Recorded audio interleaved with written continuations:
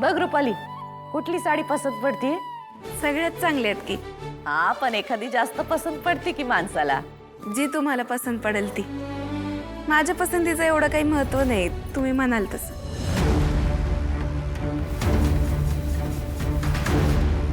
तरी पण त्या शेखरला भेटायला गेलतीस की? त्या चिल्लरच्या पोरीनं तिथंच आमचा हात धरायची हिंमत केलती. चुकलं माझं. महादेव मातोश्री. महादेव. मातोश्री, एक विचारायचं होतं. हा, बोल की. खानावळीत काय काम काढलं होतं? आम्ही सांगितलेलं काम तुला करायला जमलं नाही म्हणून जायला लागलं आमसनी. आता पंचायत बोलवायची ठरले, तिथंच लागल निर्णय. मातोश्री, कशाला त्या गाव जमिनीत पडताय तुम्ही? लोकांचा आमच्यावर विश्वास आहे म्हणून बोलवते, नाही कसं म्हणायचं. हे मॅटर दिसतोय तेवढा साधा सरळ नाही, म्हणून तर मला टाइम लागला ना. माहिती आम्हाला, जिची खानावळ आहे ती एकदम साधी भोळी बाई आहे, पण इसला घेऊन फसली आहे ती. पंचायत कशाला मग? त्या साध्या भोळ्या बाईची फसगत होऊ नये म्हणून. तिला तिची खानावळ जागा वाचवायला टाइम मिळावा म्हणून पंचायतीला हो म्हणालो आम्ही. तिथल्या तिथं निर्णय घेतला असता तर तिच्या विरोधात गेला असता. पण तुम्ही या प्रकरणाकडे लक्ष देऊ नका, तुम्ही जिगीशाकडे लक्ष द्या. रुपाली, आम्ही आमच्या होणाऱ्या सुनेसाठी ना एक मस्त गुलाबी रंगाची शालू टाईप साडी निवडली होती. जाम आवडली होती आम्हाला. ती दिसत नाही कुठं.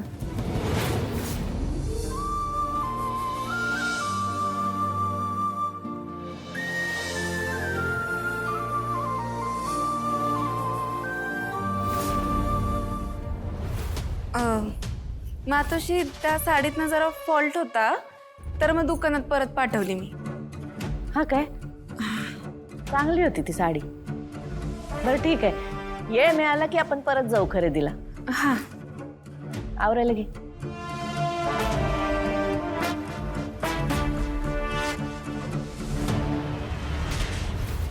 योगायोग बघितला का?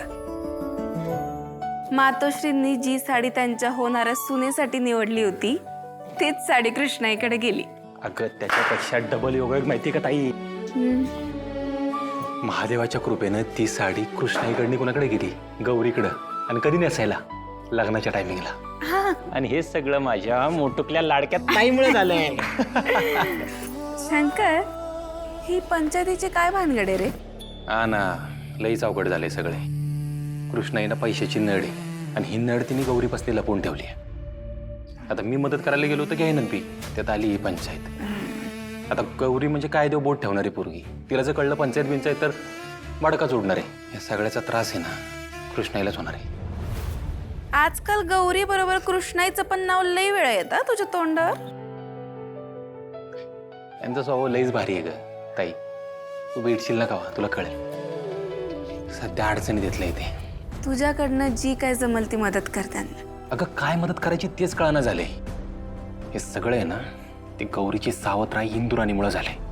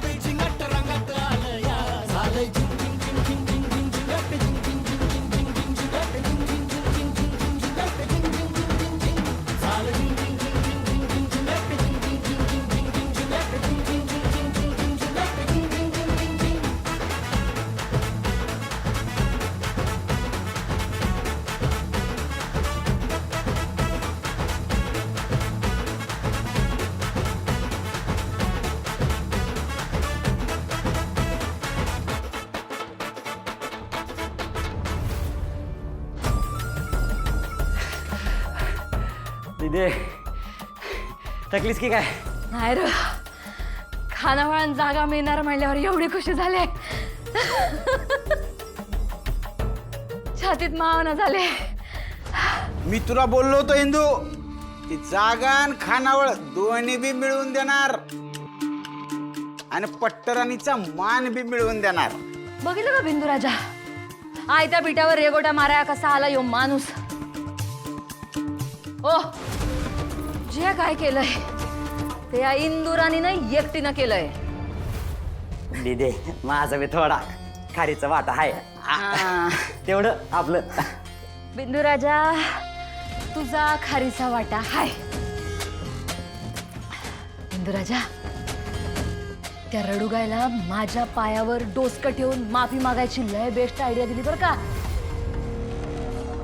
15 वर्षापूर्वी अशाच एका पंचायतीत माझ्या उरावरचा सांडगा बनून माझ्या आयुष्यात आली ती रडुगाय. आणि तवापासनं माझ्या काळजावर टच टच टोचण्या मारते ती रडुगाय. पण आता नाही, आता इंदुराणीचा टाइम आलाय. पंचायतीतच तो सांडगा ठेचून कायमचा नरम करणारी इंदुराणी. काय आहे बिंदू राजा, काय लिहिल्यास? हॉटेल डॉन, नुसतं खाटखूट. आणि काय स्पेशल मटन थाळी, डॉन्याला गॉगल. दाबून खा, गचकून प्या, दाबून खा, गचकून प्या बिंदू राजा. आणि खाली काय लिहिल्यास? दिद्दीचा आशीर्वाद. फक्त दिद्दीचा बरं का, बाकी कुणाचा नाही. दिद्दीचा आशीर्वाद. दिदे, त्या रडुगायची झाडपाल्याची शुद्ध शाकाहारी खानावळ बंद होणार आणि त्या जागी आपलं हॉटेल डॉन हॅशटॅग नुसतं खटकुट ओपन करणार, ते बी तुझ्या हस्ते. दिदे, तुझ्या हातीची चाल एक नंबर होती बरं का, एकदम टॉपचा विषय. हे बघ,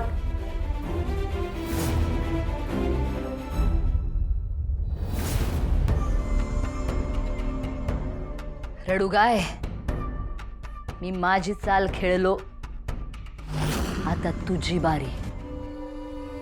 5 दिस आहेत तुझ्याकडे. किती खेळायचंय ते खेळ. पण या इंदुराणीनं तुझा चेकमेट फिक्स केलाय.